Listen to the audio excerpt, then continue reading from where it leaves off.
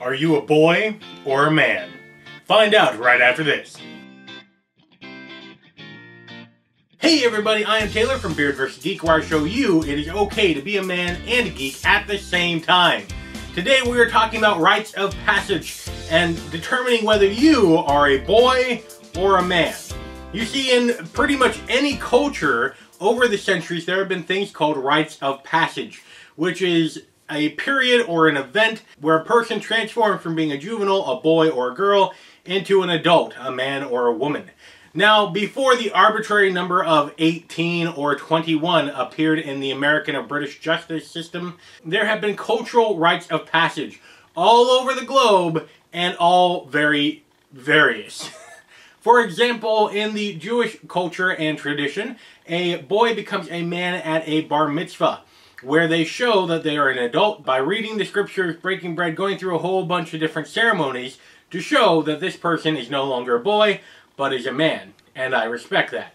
Now, there are all sorts of other traditions and cultures, anything from genital mutilation, hello circumcision, to dances, raffles, vision quests, all sorts of different things. But let's talk about Western society. In Western society, when a boy becomes a man, even depends on the region that they're from.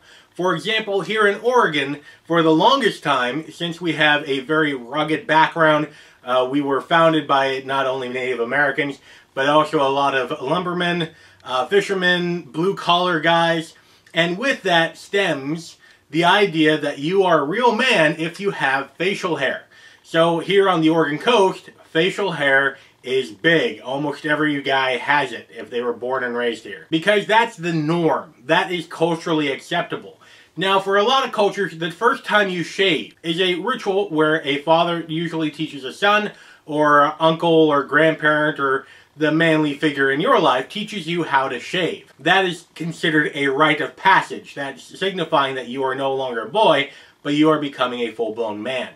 For example, joining the military is considered a big rite of passage, showing that if you're willing to kill somebody, you are no longer a boy, you are a man. However, now that women are joining the military and in combative roles, I recommend that we don't really go that route anymore. Other rites of passages are still there. The first time you smoke, the first time you drink, it just depends on your culture. For example, here on YouTube, we even have our own culture of our own. For a video creator, a rite of passage has several little things. The first negative comment, your first video, your first year on YouTube, and your first 100 video, which is what this is. I am ending my rite of passage. This would be Beard vs. Geek's 100th video. So, testicles. Anyway, recently I have gone through a rite of passage with two of my nephews. They were down here visiting their grandmother and me, and we went out fishing and we went out shooting. And this was the first time they shot a real weapon. And with that, we shot the 30-30 Marlin lever-action rifle and the 20-gauge semi-automatic shotgun. Here's how that went. Okay, remember, 1 foot forward, 1 foot back. Hold it tight against your shoulder. Okay? Remember, this is semi-automatic, so as soon as you fire, you don't need to cock it again.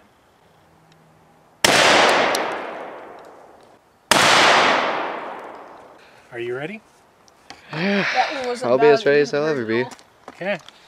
Tight against your shoulder. Fire at will.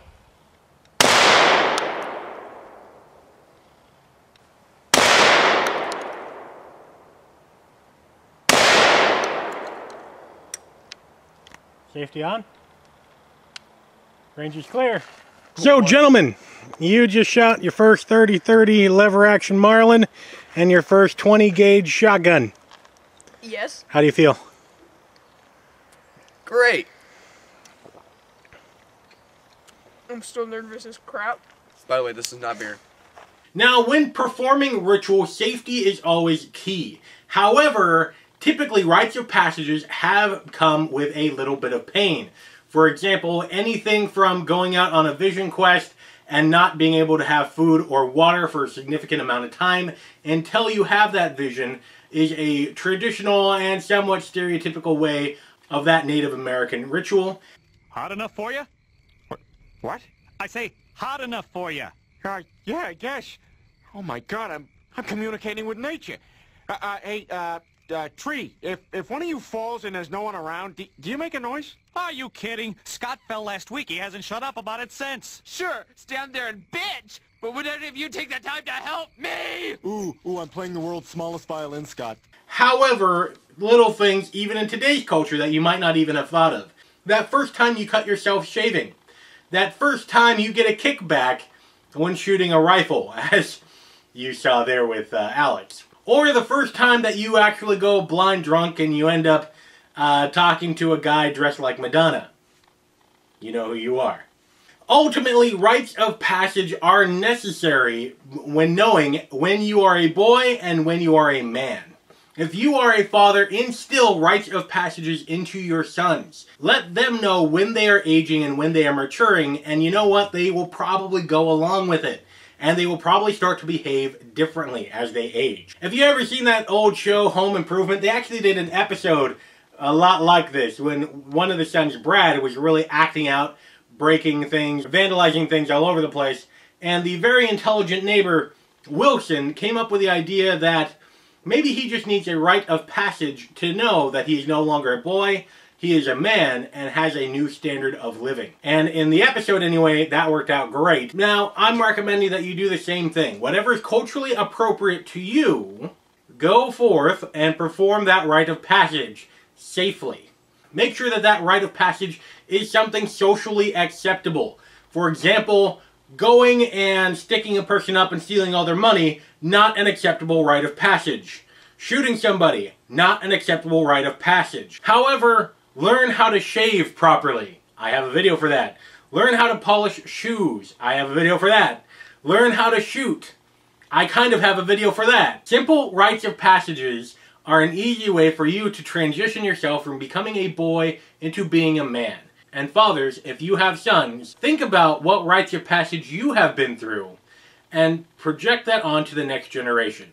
These types of rituals, no matter how big or how small, are important in order to maintain our cultural identity and in order to help young boys grow up to be good, nice, and intelligent men. Because after all, if the women don't find you manly, they should at least find you geeky. Let me know what rites of passages you have been through, and let me know what culture you belong to so I have some cultural context in the comment section down below. Also, feel free to subscribe and check out these two manly and geeky videos over here. Because after all, if the women don't find you manly, they should at least find you geeky. And until next time, don't go shaving on me.